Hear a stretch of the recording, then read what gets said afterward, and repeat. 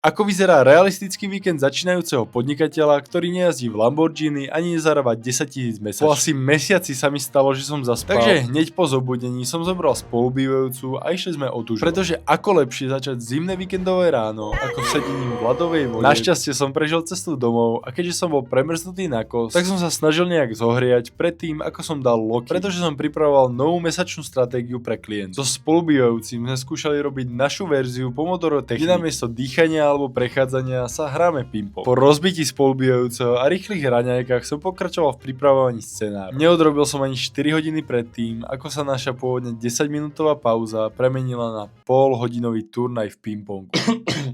Späť do práce. Ping-pong sme už radšej nehrali a celý deň som len pripravoval potrebné podklady pre natáčanie na druhý deň. Z takýchto dní, kedy len celú dobu robím, mám večer najlepší pocit, pretože viem, že som sa posunul o krok bližšie k mojim cieľom a nestravil som ho celý pozeraním tung videí. Sľubujem, že sa budem snažiť pridávať tieto updaty viac aktuálne. Ale ak si tu nový, tak ma určite sleduj.